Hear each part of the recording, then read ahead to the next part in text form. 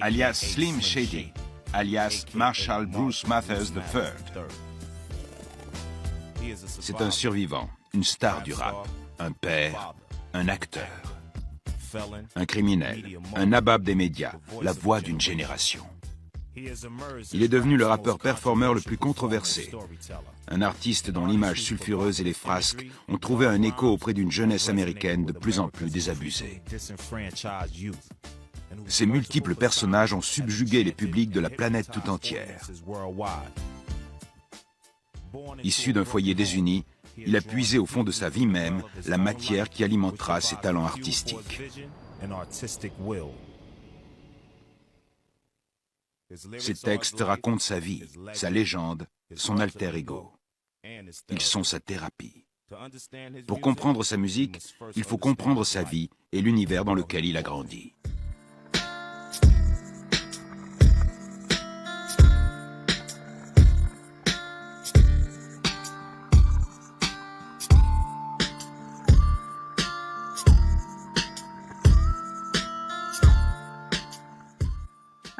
Je suis née à Highland, au Kansas, et ma mère a quitté mon père quand j'avais à peu près 9 mois.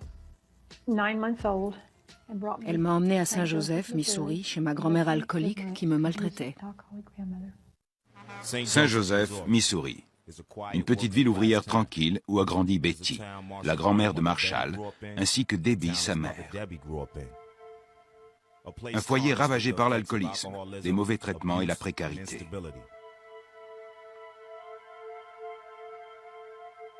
Les épreuves de sa vie de famille ont été établies bien avant la naissance de Marshall. Les séquelles de générations maltraitées ont été transmises par son arrière-grand-mère jusqu'à sa mort. Elle est morte à l'âge de 93 ans. J'étais contente. Elle m'a appelée avant de mourir.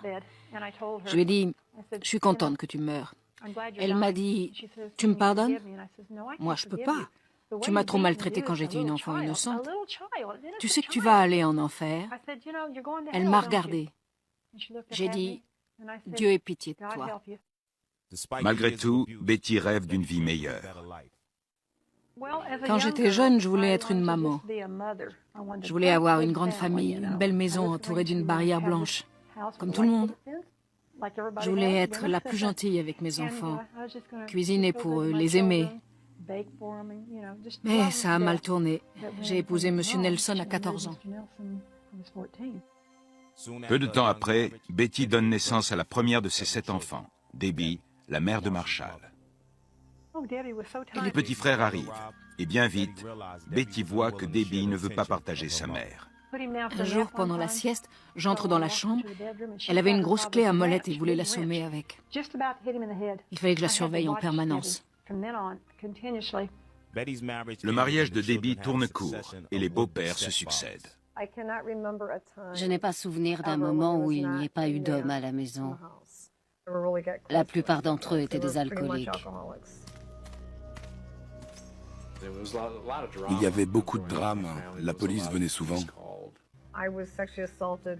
J'ai été agressée sexuellement par un de mes beaux-pères, à 12 ans, mais il n'a pas réussi à parvenir à ses fins. Je me souviens de ma mère rentrant à la maison, de la police qui l'a emmenée, de ma mère qui me disait « Je ne te crois pas ». Je me suis enfuie. Je ne voulais pas le voir et lui dire que je regrettais alors qu'il m'avait agressée. Debbie voulait quitter la maison, elle en avait marre. Debbie cherche une porte de sortie. Elle croit la trouver avec un garçon tranquille du quartier qui joue dans un petit groupe, Marshall Bruce Mathers II. Pour moi, Bruce était comme un chevalier en armure. Je l'ai rencontré à 14 ans. Un jour, elle rentre de l'école et il dit « On va se marier, dis-lui, Bruce. » « Oui, dit-il, nous nous aimons et nous allons nous marier. » Debbie et Marshall Bruce Mathers II se marient en 1970. Elle espère ainsi fuir les problèmes chez elle. Je ne voulais pas rompre avec mes frères et sœurs, mais je voulais vivre ma vie, avoir un enfant et fuir cette situation. Puis elle a été enceinte, et moi aussi j'étais enceinte. Le 17 octobre 1972, Debbie accouche de Marshall Bruce Mathers III. Et là, c'était le paradis. C'était mon petit enfant. Je voulais tout lui donner. Il serait protégé de tout, à l'abri. J'allais l'aimer, être la meilleure mère du monde. Et j'ai promis à Dieu que l'alcool, la drogue, tous ces trucs-là lui seraient toujours épargnés. Les bagarres, les disputes, tout ça. Enfin heureuse dans sa famille, Debbie part dans le Dakota du Nord, où Bruce reprend le travail de son père dans un hôtel. Il s'installe au sous-sol de la maison des parents de Bruce. Debbie m'a dit que ça a commencé à mal tourner. Elle allait à la cafétéria de l'hôtel, Bruce rigolait avec des filles, elle était jalouse. Il l'a renvoyée à la maison avec le bébé, elle était seule. Puis il est devenu violent. Marshall Bruce Mather II aimait lancer le couteau. Il lançait des couteaux. Il est arriéré. Il faut qu'il arrête de se balancer comme ça. Il se balançait comme ça tout le temps, d'avant en arrière. Et il continuait encore et encore. Il s'est balancé comme ça les 8 premières années de sa vie, en rythme avec la musique. En grandissant, Marshall trouve un exutoire, le monde merveilleux des super-héros et de la BD. Il voulait agir comme les héros de bande dessinée. Je devais le retenir. On ouvrait la porte de sa chambre, il jouait à son jeu de musclore, il regardait ses cartoons, il avait tout ce qu'il voulait. Il s'amusait tout seul. Il n'a eu que lui pendant des années. Il était content, il jouait avec des amis, mais il aimait créer son propre univers. Il adorait Batman et il se prenait pour Batman. Il voulait toujours porter ce costume. Beaucoup d'enfants adorent jouer à Batman. Il avait toutes sortes de jouets. Très souvent, quand les enfants ont le sentiment de vivre dans la pauvreté ou d'être délaissés, ils ont besoin de se sentir forts et puissants. Ils peuvent parvenir à ce résultat en s'identifiant aux X-Men, à Batman, à Superman.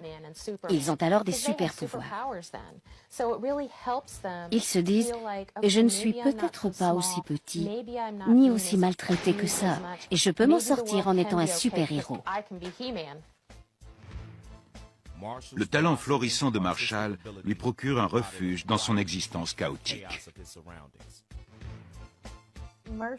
Marshall adorait dessiner. Il y a eu des disputes avec ses professeurs qui croyaient qu'il décalquait. J'allais les voir et je leur disais « Demandez-lui de dessiner ce que vous voulez. Il peut tout dessiner. » Debbie et Marshall déménagent toujours. Marshall change d'école tous les 2 ou 3 mois. C'était toujours le nouveau. Quand il arrivait dans une école, il avait du retard. Il était avec d'autres élèves. Il recommençait toujours à zéro. Dans ses textes, il évoque souvent cette enfance nomade, cette vie itinérante, faite de changements permanents.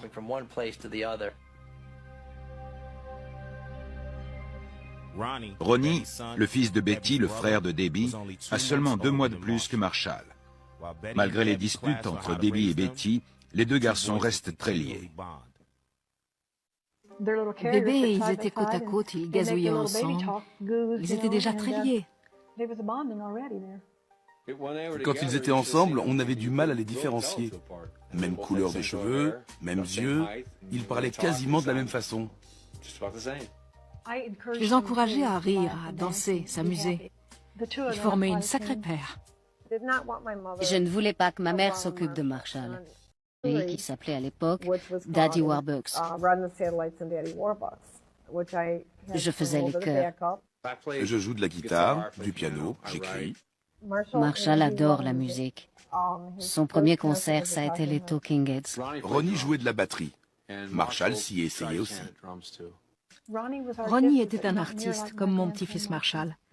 Quand il était petit, je lui achetais une batterie et un ghetto blaster.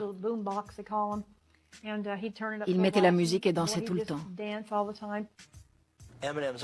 Ronnie, l'oncle d'Eminem, qui avait à peu près le même âge, est celui qui lui aurait en quelque sorte inoculé le virus du rap. En 1981, Ronnie fait écouter à Marshall une chanson décisive.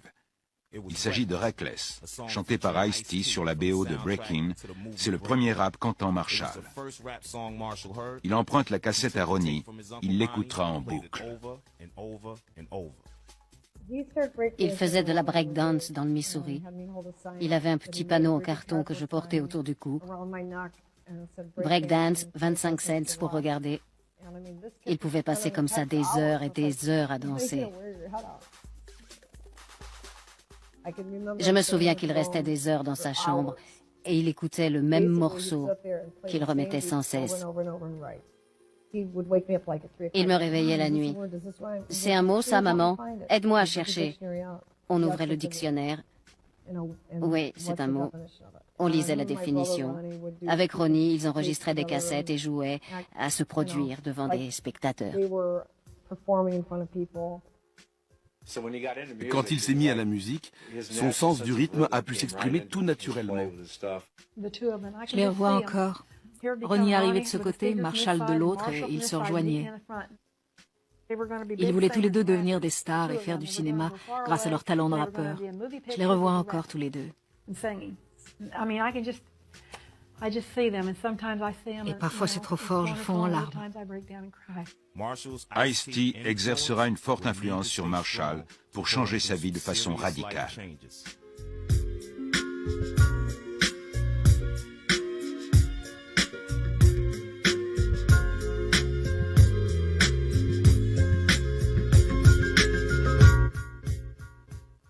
Debbie accueillait des jeunes placés en famille d'accueil.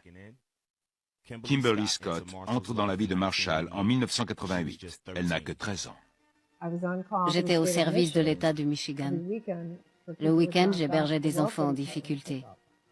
Marshall était très jaloux des autres enfants. On s'asseyait et on parlait. On discutait des problèmes. Il piquait une crise. « Tu les aimes plus que moi ?» Je disais « Non, viens là. » Je lui demande qui c'est, elle me répond « J'ai une fille à présent. » Debbie n'avait jamais eu de fille, elle s'en est occupée et elle était heureuse. Kim s'installe bientôt chez les Mathers. Debbie surveille ses moindres gestes. J'étais contente, j'avais toujours voulu avoir une fille.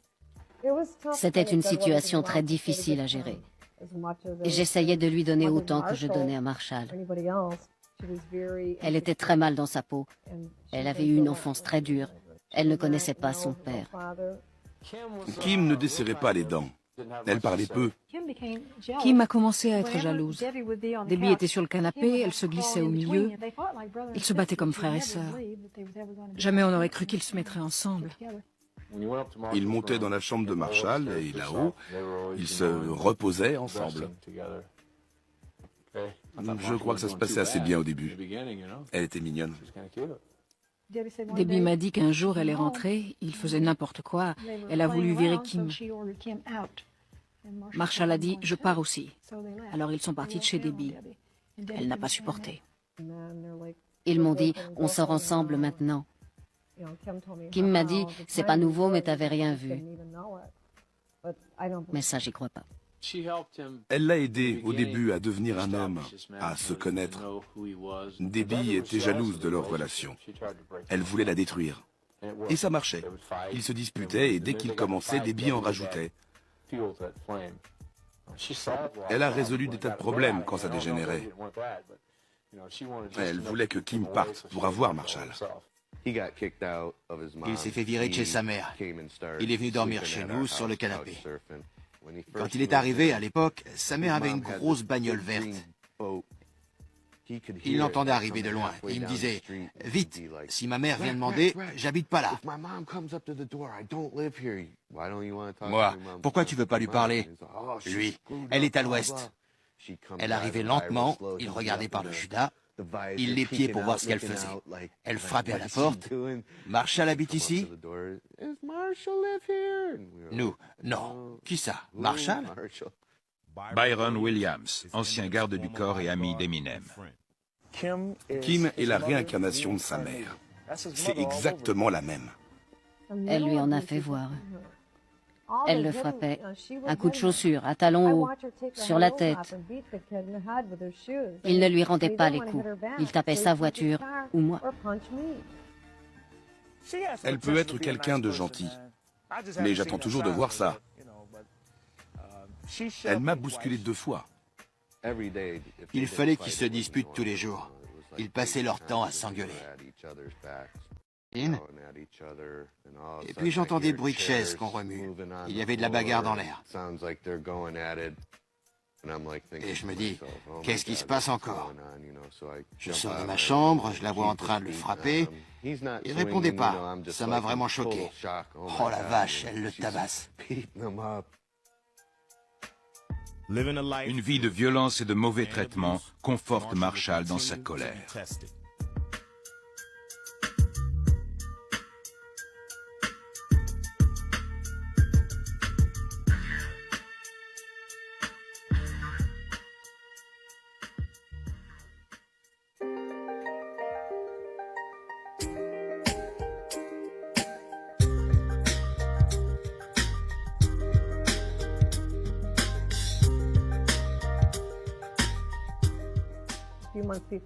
Quelques mois avant cet été, mon petit frère me dit « Regarde ce que j'ai, Frangine. » C'est bien. Il ouvre le placard et me montre ses vêtements. Il se tourne vers moi et me dit « C'est matériel, ça. Tu sais ce qui me manque. » Alors moi, quoi? Lui, de l'amour. Il n'y en a pas ici.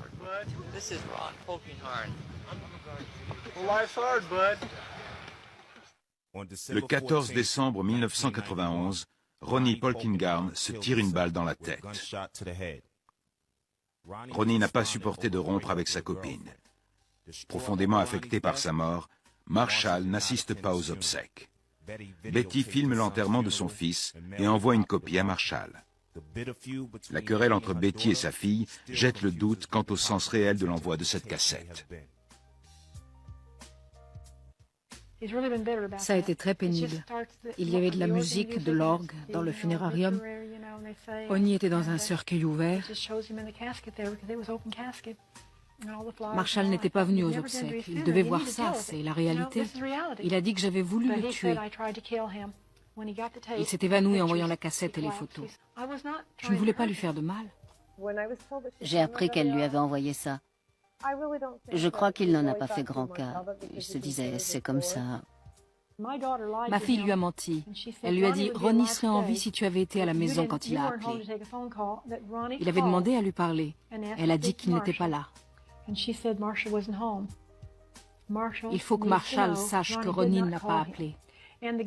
C'est de ma faute si elle lui a fait endosser cette culpabilité. En perdant son oncle et son ami, Marshall se retrouve seul dans sa lutte.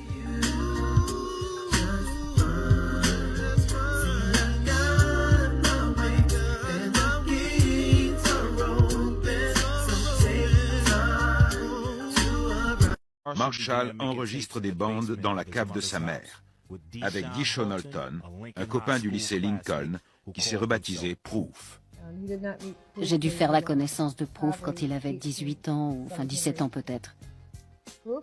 Proof était très respectueux, toujours prêt à rendre service, s'il vous plaît, merci. Pas comme les autres, je sortirais pas la poubelle. Ils étaient toujours dans la cave à s'entraîner, à faire du scratch, avec mes disques. Ils faisaient du scratch. Marshall et Proof sortent une cassette qu'ils font écouter dans les magasins de disques comme Record Time chez Harry Bunner. Eminem traînait avec ce groupe, The Bassmin Productions, ou avec d'autres mecs. Ils achetaient tout ce qui sortait en hip-hop, vraiment tout. Tout ce qui était cool, surtout si ça venait de New York. Donc, dès que quelque chose arrivait, ils l'achetaient. Mais ils détestaient le hip-hop local. Surtout Marshall. Ces mecs sont à chier, ils n'ont aucun talent. ICP, c'est qui ça? Ils sont nuls. Il a commencé à descendre Kid Rock. J'avais un t-shirt de lui. T'aimes Kid Rock? Moi, oui, je soutiens le hip-hop local. Lui, il est nul. Moi, tu casses tous ces groupes. Mais j'ai jamais rien entendu sortir de ta bouche. Il n'a commencé à se faire un nom que la fois où Kid Rock est venu au magasin. Son album venait de sortir chez Jive Records, le buzz commençait à se faire, les mômes venaient voir Kid Rock. Tout à coup, arrive ce petit maigrichon aux yeux bleus. Je te prends tout de suite. On fait une battle? Il provoque Kid Rock. Tout le monde. Qui c'est ce connard? Moi, c'est Marshall, Eminem, comme il s'est rebaptisé. Il s'imagine qu'il va percer. Oh, il se la raconte, c'est tout. Tout le monde se demandait, mais qui c'est ce môme? Il se pointe, il provoque Kid Rock. Tu veux faire une battle? Kid Rock fait pas de battle. Ça marche pour lui, il fait son truc. Il a été très cool. Écoute, aujourd'hui c'est mon jour, le tien viendra plus tard. Je suis là pour dédicacer mon album. J'ai écouté tes trucs, tu vas trop vite. Il faut te faire un nom. Ensuite tu pourras peut-être faire une séance comme moi. C'est là qu'il est devenu Eminem, et il a commencé à se démarquer. Eminem a appris à bosser, à travailler en réseau, tout en s'améliorant sur le plan artistique.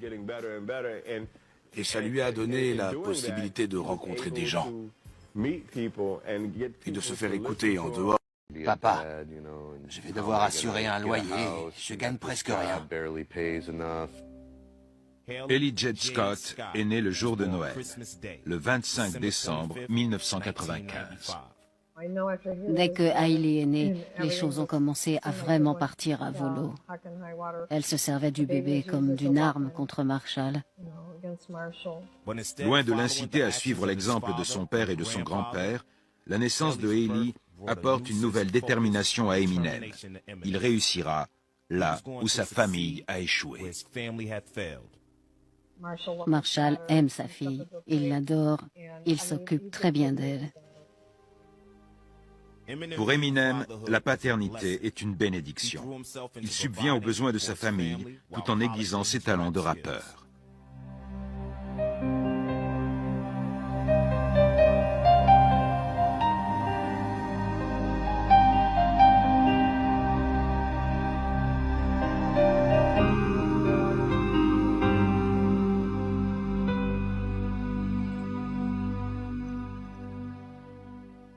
Le Gilbert's Lodge est un restaurant situé près de Sinclair Shores. Marshall y travaillera par intermittence pendant 3 ans. Le Gilbert's Lodge a été son port d'attache un certain temps. C'était son boulot régulier. Quand ses cassettes ne se vendaient pas, quand on ne venait pas le voir en concert, il pouvait revenir en cuisine au Gilbert's Lodge. Il paraît qu'il se débrouillait bien comme cuistot. Il démissionnait pour aller bosser ailleurs 15 jours. Puis il revenait et repartait à nouveau faire un autre boulot et revenait encore. Journée double, salaire minimum, il habitait quasiment sur place. Quand Marshall a commencé, il portait un baggy hyper large. Je l'ai regardé, je lui ai dit « Mais autre chose, comment tu peux bosser avec ce futal ?» Quand il bossait, il rappait constamment. Quand il prenait une commande, il rimait avec les plats commandés. Il apportait des cassettes et les faisait écouter. Il invitait les gens à venir le voir. Beaucoup y allaient. Il n'aimait pas le rap, mais allait dans les clubs où il ne serait jamais allé juste pour le soutenir. Il était vraiment déterminé. Il montrait une volonté de faire. On lisait cette intensité dans ses yeux. Ça lui venait avec une facilité, j'étais estomaquée. Et puis je disais, où sont mes cheeseburgers? J'ai des clients qui attendent. Il était intarissable. Il était incroyable, c'était très divertissant. Quand il ne bossait pas au resto, il s'occupait de sa carrière. En général, Quand il était dans cet état, il était hyper sérieux. Il mettait ses écouteurs et tapait des doigts, comme ça. Et il écrivait ses rimes. Il les écrivait en mimant. En général, les gens ont un carnet de notes. Lui, il écrivait sur 5 ou 6 morceaux de papier. C'est comme s'il voyait le monde dans une galerie des glaces et nourrissait sa musique de ces images distordues. Il n'existe pas d'école de hip-hop où on te dirait « il faut faire comme ça ». Il avait des pages remplies recto verso, écrites en pâte de mouche. Il fallait une loupe pour pouvoir lire ce qu'il écrivait. Il écrivait ses paroles sur 3 colonnes. Il les écrivait à la verticale. Il écrivait les mots en attente de rime sur la colonne voisine. Puis il prélevait chaque mot pour l'assembler aux autres, comme s'il encodait.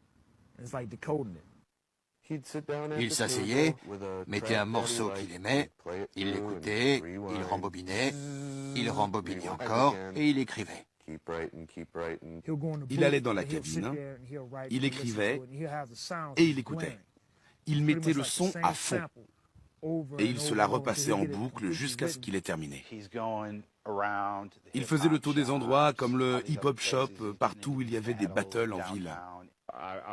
Une fois, je descendais l'escalier du St. Andrews. Il y a une allée entre le St. Andrews et un autre club.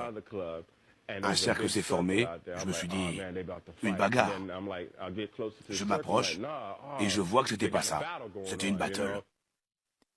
Pour se faire connaître en tant que rappeur, Eminem participe à des battles dans différents clubs hip-hop de Détroit.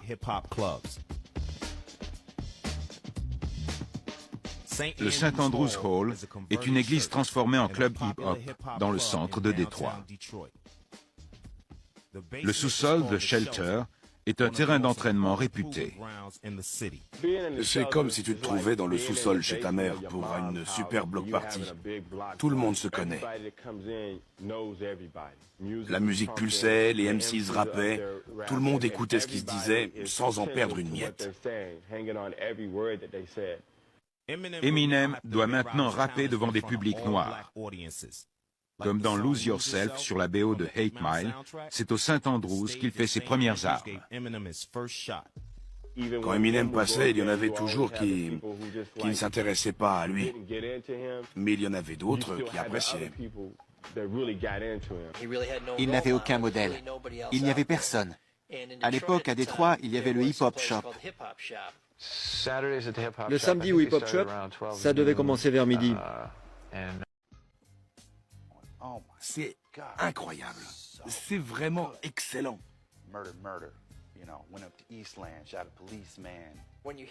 Quand Slim Shady rappe, si on écoute bien, on distingue facilement les morceaux de Slim Shady et ceux d'Eminem. Ceux de Slim Shady sont plus incisifs, plus amers, plus vindicatifs. C'était terminé, le môme qui se faisait tyranniser, à qui on disait qu'il valait rien. C'était son côté sombre et malsain qui se réveillait. Il s'en est pris à des tas de gens. Le cassage des PD, les propos homophobes, les lesbiennes, les fumeurs d'herbe, les toxicos, tout ce qui avait rapport à la violence. Le Slim Shady EP sort en 1997. Quand il est sorti, ça ne rigolait plus. Ceux qui avaient jeté Infinite en disant « pas original », avec ce mini-album, Slim Shady est né. L'accueil a été très favorable. Ça a fait du bien à son ego. On vend des cassettes dans plusieurs magasins, on a fait des concerts. Quand on a écouté ça, on a été sûr de son talent. Les ventes prouvent qu'il peut passer à la vitesse supérieure. Scribble Jam est un festival urbain consacré au hip-hop. Chaque été, ce festival attire une foule de MCs confirmés, de graffeurs, de DJs et de breakers.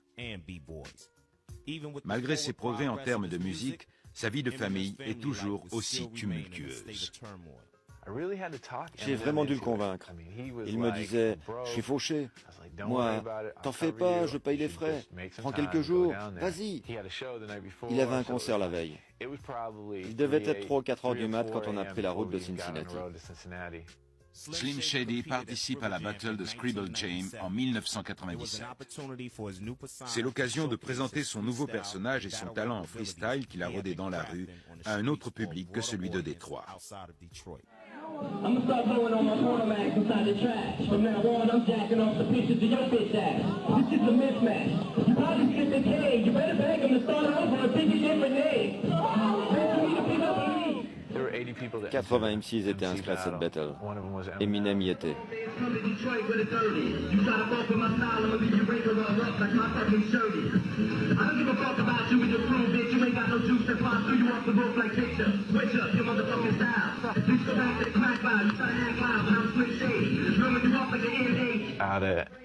Sur 80 MCs, il est arrivé second. Il a été battu par Juice.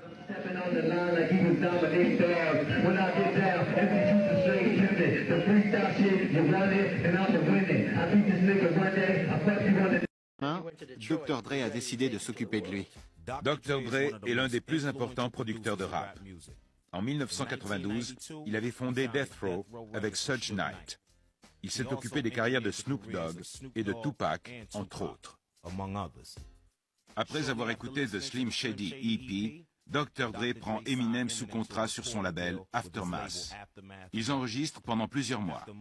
Aftermath et Interscope sortent The Slim Shady LP. Le succès est immédiat. Quand le premier single de l'album My Name Is a cartonné, on a organisé une séance de dédicaces. Des milliers de gens sont venus. Ils n'arrêtaient pas. Puis quelqu'un lui a dit « Arrête de dédicacer, ça suffit. Tu y as déjà passé 3 ou 4 heures. » Là, on s'est rendu compte de ce qu'il était devenu. On s'est dit qu'on le reverrait peut-être pas. Quand il a commencé à percer, on voyait sur des poteaux en ville, ou parmi d'autres flyers collés sur des murs, des lambeaux d'affichettes d'Eminem. La plupart avaient été collés par Eminem lui-même. Sa notoriété est arrivée tel un raz-de-marée. Elle en a surpris plus d'un, Eminem le premier. Son album est entré directement à la 3e place des ventes. Il s'en vendra plus d'1 million cette année-là.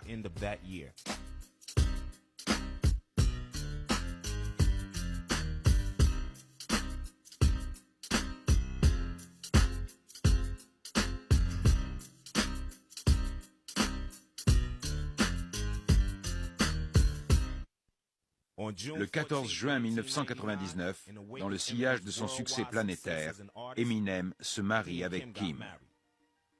Mais leur relation reste tourmentée.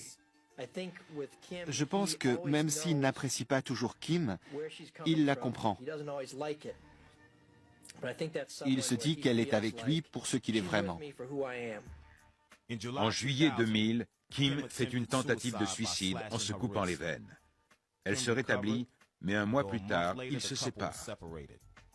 Ils se remettront ensemble pour quelques mois. Mais en mars 2001, ils entament une procédure de divorce. 8 jours plus tard, Kim attaque son mari en diffamation et réclame 10 millions de dollars. Il doit se dire « Pourquoi n'ai-je pas eu une enfance plus normale ?» Je comprends que ça puisse énerver, mais avec une enfance normale, il n'y aurait pas d'Eminem. Parce que c'est là que sa personnalité s'est ébauchée. En septembre 1999, Debbie Mathers attaque son fils et réclame 10 millions de dollars pour diffamation, invoquant de nombreuses allégations dans ses textes ou ses interviews, où Marshall accuse sa mère de maltraitance et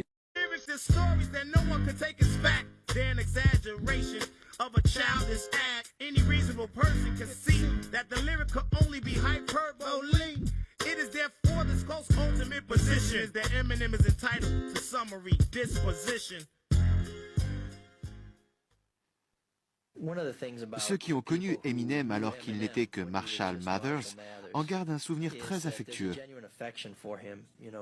Les voisins, les cuisiniers, les serveuses du Gilbert's Lodge, les gens qu'il voyait dans les magasins de disques, ceux qui rimaient avec lui ou qui enregistraient leurs trucs, personne ne dit « Pourquoi lui? Je suis aussi bon que lui ». Ils ont l'air de reconnaître d'emblée que son talent est sans commune mesure avec le leur. Quand on y réfléchit, il y a toujours Marshall Mathers, le petit garçon, Slim Shady, qui l'a amené là où il se trouve. Et il y a Eminem, qui dit « Slim Shady n'est pas une vraie personne. Sers-toi de lui pour extérioriser tes idées tordues, mais ne le prends pas trop au sérieux, sinon tu deviens dingue. » Eminem, c'est celui qui écrit, le rappeur. Marshall Mathers, c'est le bon père, mais aussi celui qui a été un gamin harcelé, tyrannisé. Eminem et Marshall Mathers se sont réunis pour créer Slim Shady, le tyran du hip-hop, le rouleau compresseur. Pour moi, il n'est ni Slim Shady ni Eminem. C'est un petit gars du quartier que je connais bien. Marshall est vraiment quelqu'un de bien. C'est un bon père. Et je crois que ce personnage de Slim Shady, c'est quelqu'un de très méchant, qui cherche toujours à déclencher des bagarres, toutes sortes de choses. Qui dit « j'ai fait ceci, j'ai fait cela », alors que l'autre essaie d'être un super papa, d'être gentil. Il fait un tas de trucs pour les enfants. Parfois, j'ai l'impression que c'est le Dr Jekyll et Mr Hyde. Il est très compliqué. Eminem est resté fidèle à la ville et aux amis qui l'ont vu grandir. Il a formé D12 avec Proof, Bizarre, DJ Craze, Mannix et d'autres amis de ses débuts. Ce qui me plaît chez lui, quand on parle de hip-hop, on cite toujours New York ou Los Angeles. Eminem habite toujours à Détroit. Il reste ici, il y tourne ses clips. La soirée de lancement de son DVD s'est faite ici. Eminem a fait 2 concerts aux USA cette année, tous les 2 à Détroit. Si vous voulez me voir, venez à Détroit. Ce sera peut-être la seule fois de votre vie que vous viendrez. Mais si vous voulez voir Eminem, venez dans ma ville. Part foot camp dama tira may jàpp xaalis foog temps sangara àjjana si laa lab sant yàlla gën a tranquille comme jàpp ki du nekk gën a lekk mu braqué su ma def ñu may juraate nga rey ma dee bugguma juraat même jëntali rapport yi tere si armel sama bugul mooy pek sama bugul mooy pek sama bugul mooy pek jéemal tekk dundu dee nëpp mais yow yabaatoo mais yabaatoo mais yow yabaatoo mais yow yabaatoo